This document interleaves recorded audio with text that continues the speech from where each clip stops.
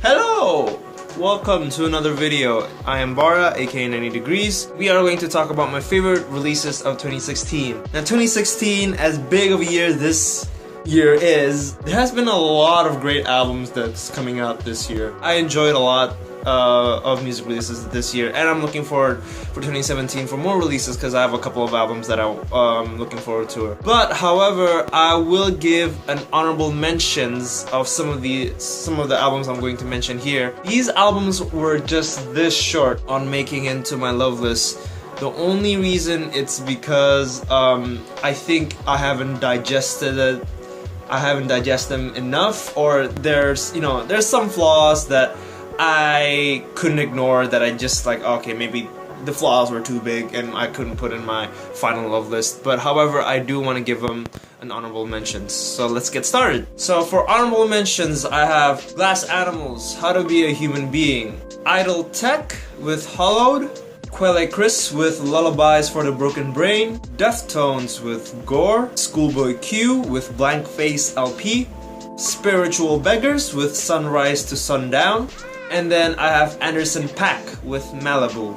Now I want to give two really big honorable mentions because these two, it was so close to making it to my love list. One of them was YG Still Brazy. If you guys are into some West Coast hip hop, definitely check this out. It reminded me of The Chronic, it reminded me of Doggy Style, kind of reminded me of Eazy-E in some sense, but yeah, Still Brazy was a great project from YG. I never expected me to like it this much because I've never been a real YG fan, and when I heard it, I was very surprised of what he put out. So definitely check this out if you are into West Coast hip hop. And the biggest honorable mention that for me it was an injustice for me to discover this really late was the new Insomnium record, Winter's Gale. The reason why I didn't put this in my love list, it's only because I just discovered it really late. If I had discovered it on the day it was released, which was September, I would have put it in probably my top 10 or maybe top 5. This album is ambitious, it's intense, it's creative. If I were to make a top 25, this would probably be in there, or maybe a top 30. But again, I discovered it really late in the year. I'm so sorry. This is an amazing album, but again, it was just this short.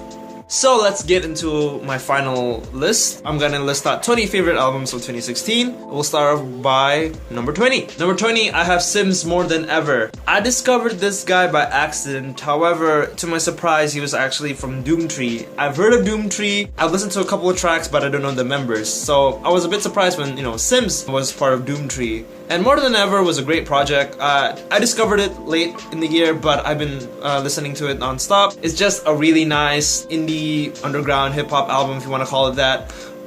Good flows, good lyrics, a lot of energy, and good beats as well. Number 19, I have The Weeknd with Starboy. What can I say with Abel Tesfaye, aka The Weeknd? He came up with another great project titled Starboy. I don't know if I like this more than Beauty Behind the Madness, but I will say he experimented a lot with the sound. The Michael Jackson inspired tracks were a lot more vibrant and a lot more noticeable than you get in Beauty Behind the Madness. What's so interesting about this project is he felt vulnerable in some tracks, which I thought was very interesting. Such tracks such as True Colors, I think Love to Lay as well. I may digest the lyrics wrong, but yeah, The Weeknd Starboy was a great, fun R&B pop album. And the line with the hustle empty, need a centerpiece, Tony racks the table, come from ebony's, cut that ivory into skinny pieces, then she clean up with her face, man, I love my baby. And I love that line. And also the goddamn bitch, I'm not a teen choice, goddamn bitch, I am not a beach boy. That was pretty funny as well. Moving on. Number 18, I have Sturgill Simpson with A Sailor's Guide to Earth. I've never been a really big country fan, although I try to diversify my music taste as much as possible. I'm more into folk, such as Simon Garfunkel, though I did dive into a bit of Johnny Cash and Merle Haggard this year. I gave this a shot because from one of my music blogs that I follow, it was interesting because they said this is a really good album, and I listened to it. I was very surprised that I liked it as much. It's very smooth, very polished, But most of all, what's so important about this album is very soulful. It feels like a dad is telling a kid his story of, when he became a musician, he traveled around the world, and yet he misses his family, such as one of the track he talked about his wife in the track Oh Sarah, which I thought was the best track in the whole album, which was very soulful and very heartwarming. And he actually covered In Bloom by Nirvana, which he took it in a very interesting route, which is great, because that's what cover songs supposed to do. Take it to his or her or the group's own sound or own perspective. And I gotta give congratulations to Sturgill Simpson on being nominated for Album of the Year, which was very surprising. I don't think he's gonna win, but it's nice for him to get recognition. So if you are into country, a lot polished, an alternative route, because he incorporated a lot of brass, orchestral instrument here, which I thought was fantastic. Number 17, I have No Name with Telephone. Smooth R&B dash hip-hop, more to hip-hop, a lot of soul and a lot of heart. That's all I can say about this project, especially on tracks like Bye Bye Baby. Ooh, she talks about abortion. I read that she's tired of artists talking abortion in a negative route, that she took it to a more sweet and positive route. To be honest, I don't know if it's more positive for sure, but I still feel like shit when listening to that, because that's a very heartbreaking track. Songs like Diddy Bop and Casket Ready was great, and I like how she fondled with the aspect of telephone. It could be like death calling, it could be your lover calling. So that was very interesting. And from the cover, she also fondled with the aspect of death a lot too. So that was very interesting. Number 16, I have Vector with Terminal Redux. Terminal Redux is a great addition to their discography. It's probably my second favorite album from them. Black Future is still my favorite. Fast, heavy, thrash metal, space opera, because it's actually telling a story about, I don't want to read this wrong, something about like a space dictator and trying to take over this planet that I'm guessing he used to be part of. There's a lot of things you can digest, whether it be the vocals, shrieking vocals with David DeSanto, fast-paced blast beats, as well as great guitars, and some of the songs are surprisingly catchy. Definitely check this out if you are into thrash metal. Number 15, I have King Gizzard and the Lizard Wizard Nonagon Infinity. Some very fast-paced, energetic, psych rock, catchy as hell, and it loops. Hence the title Nonagon Infinity. I love these guys, and this album is amazing. Again, this is actually my first introduction to them. I've been hearing them for a while, but this is my first introduction to them. One of the reasons why I like this album was actually the analog feel of the recording, which I thought was very solidly done. If you're into fast-paced psych rock and very this album is so catchy, definitely check this out. Number 14, I have Clipping with Splendor and Misery. Probably my favorite Clipping album, though I would see why people scratch their heads, because it's more to storytelling, and Clipping did it in different ways, repeating the same line over and over again, or as in one of the tracks, choir singing, which was very interesting. Even though it's not the typical Clipping flavor, I thought it was a very interesting take. It sounds more ominous about a space slave escaping from the mothership and how he coped with loneliness and all. And Daveed Diggs again brings it all here, which I thought he was fantastic here. If you're into experimental hip-hop, definitely check this out. Number 13, I have Ritz with Top of the Line. Strange Music have been one of my favorite labels ever since probably 2011, even though I know that's a bit late for all of you old school Strange Music fans. Yeah, I've been loving Strange Music ever since, especially from Tech 9. Tech, Ritz, Mayday, Recognize, Prozac.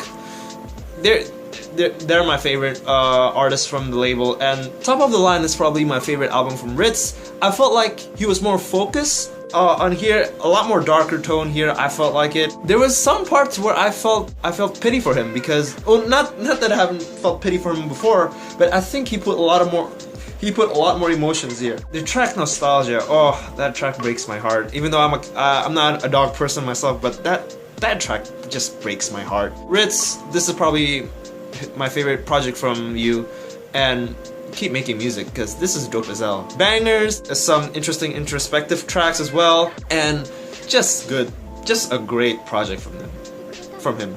Good job, Ritz. Number 12, I have Flatbush Zombies with 3001 A Lace Odyssey. Beast Coast did it again. Last year we got Before the Money and Evermore, The Art of Duality from Joey Badass and The Underachievers. This year we got Flatbush Zombies, 3001 A Lace Odyssey. Granted, it's not my favorite. My favorite is still Better Off Dead, even though that's only a mixtape. This is a nice change of pace for them. Spacey, ethereal, so ominous, so spooky. Eric the Architect kept it so consistent, because when I first heard the two singles, I was afraid they might jump production a bit too much, that I thought it wasn't consistent, but this is so consistent, and the chemistry between the three is amazing. There was a couple of tracks where Michi Dark Rose's voice just stole the show, which I thought was amazing. If you're into some spacey, ethereal, spooky sound, and they bring it all here. Flatbush Zombies, 3001 Lace Odyssey, definitely a great debut project from them. Number 11, I have Electric Octopus with This Is Our Culture. I discovered them by accident, believe it or not, on YouTube because I was searching for some progressive rock, and this one caught my eyes only because it felt like I was in a psychedelic journey to some weird entity or colorful entity. Great mellow rock, and the guitars are just so smooth, so chill. It's like if you're driving at night and you just want to put on something smooth, relaxing, but yet a lot of heart, a lot of atmosphere, a lot of technical elements into it. Put this on, Electric Octopus, This Is Our Culture. I've been listening to this ever since, and this is just a great. I believe this is their debut album, but I could be wrong. Again, I'm not too familiar with these guys. I just got into them this year. This is a great project from them. Great, just good job, guys. Some smooth progressive rock. Number 10, I have Alcest with Kodama. I'm not gonna lie, I don't know Alcest before.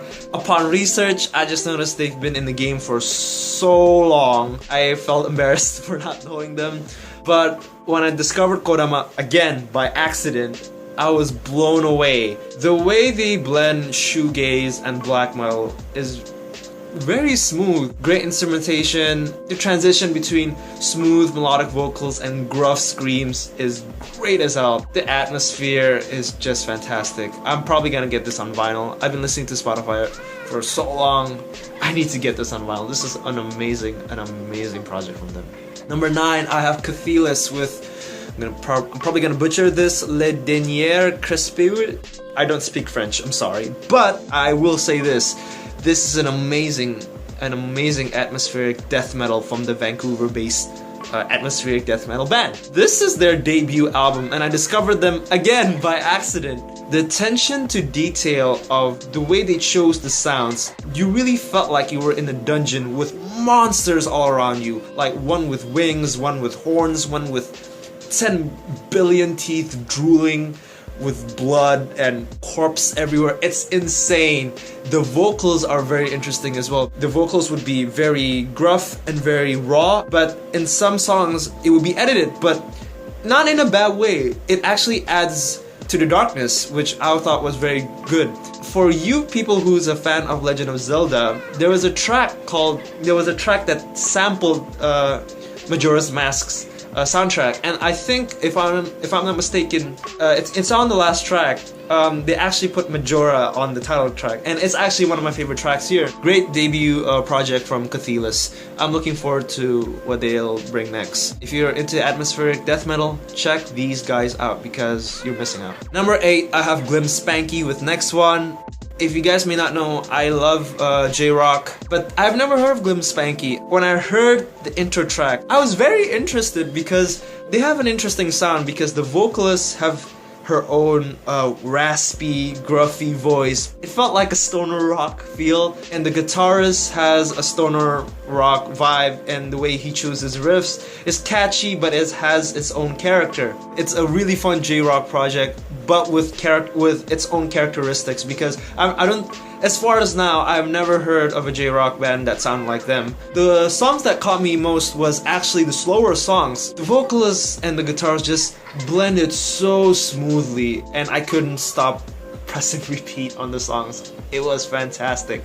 I love this project. Number 7, I have Death Grips with Bottomless Pit. Death Grips did it again. This time more catchier and more ferocious than maybe it's the album's cousin. The reason why I said that because Bottomless Pit did feel like Money Store 2.0, but to me at least, it felt like they incorporated some of the instrumentation from Powers That Be from their double album last year. The reason why I say that because the drums felt more raw, the guitars felt more raw as well. MC Ride being MC Ride, come on. It's so catchy, fast-paced, and downright bizarre, especially on tracks like probably my favorite album from them. If you're into experimental, aggressive hip-hop, check this out. Just catchy, awesome, weird, everything oddity that you can pull up in one little bubble. Number 6, I have Amazarashi with, I'm not gonna pronounce that name.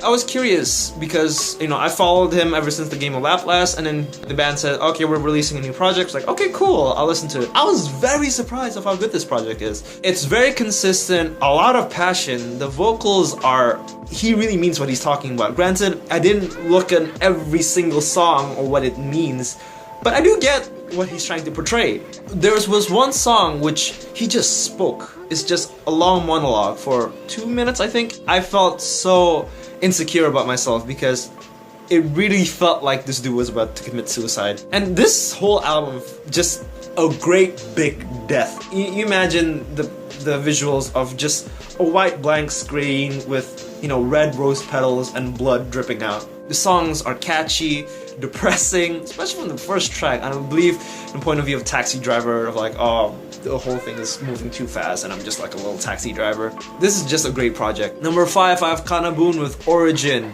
Kanabun is probably my favorite J-rock band out right now. Fast-paced, catchy as hell, and the vocals is very unique. And Origin might be my favorite only because it didn't overstay its welcome. Because with time, even though they have my favorite singles, I felt it overstayed its welcome. With Origin, I think they just sat down and just like, okay, we need to cut it short, clean, and just catchy, and they did it like that. I had such a blast listening to this. The vocalist actually experiments with its vocal ranges here, which I thought was a nice experimentation there. Number 4, I have Jeff Rosenstock with Worry.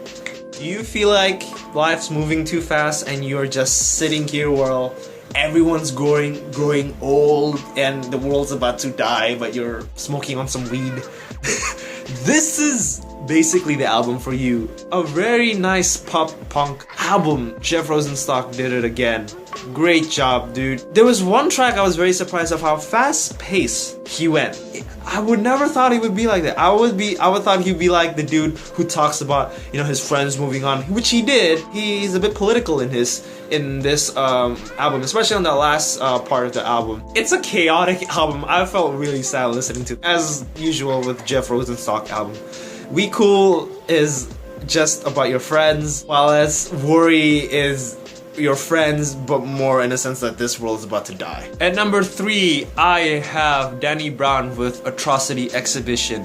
I've been following Danny Brown ever since Old. I traced back to XXX, which I thought was a fantastic mixtape ahead of its time. This is maybe my favorite from him, only because yeah, he has the lyricism of XXX, but his instrumental fits his personality of a crazy, drug addict, mental, asylum patient very, very well. God, this album is kooky as hell. I love this album. It's dark, it's weird, it's depressing in some sense. He talks about drugs, he talks about fucking bitches, cocky as hell, and a lot of personality with great instrumentation. And the really dope track with Kendrick and Absol and Earl Sweatshirt was dope as hell as well. Danny Brown, just keep making music. This is a great project. If you guys are into insane, somewhat experimental hip-hop, aggressive as hell, definitely check this out. And he raps over beats in which I don't think the beat even exists, but he does it so smoothly. I don't even know how he does it. He is probably one of the most creative MCs this decade. It's insane how talented he is. Number 2, I have Weezer with White Album. I'm actually surprised how high this climbed up in my list, because at first I listened to it thinking this is very smooth for Weezer, which is good because it has its own pedestal in the Weezer discography. But this album, it felt like they're returning to form. Damn, this album is good. just really fun, mellow, power pop, rock album from Weezer. I love this album so much. It starts off very well, smooth, chill, cute, because, you know, with typical Weezer, it talks about girls a lot. What I have to say is, I think it was the last 5 tracks, or last 5 or 4 tracks, it almost, believe it or not, it really did almost make me cry. Damn, they put a lot of work into that lyric. That last 4 tracks really hit me, especially the track Jacked Up and Endless Bummer. I've been playing those 2 songs over and over and over. They did a fantastic job. Great job, Weezer, great job. Nice for you guys to return to form. And my number 1 album of 2016, it's an easy number 1. I mean, I've been replaying this album so many times, and I've still play this. It's probably one of my favorite album from this dude's discography. Probably my favorite album in the last 10 years as well, because it's an amazing album. That album is none other than A$AP Rock's Impossible Kid. I might even go to say this is up with Labor Days. I'm probably gonna get shot for saying that. This album, A$AP Rock is being A$AP Rock.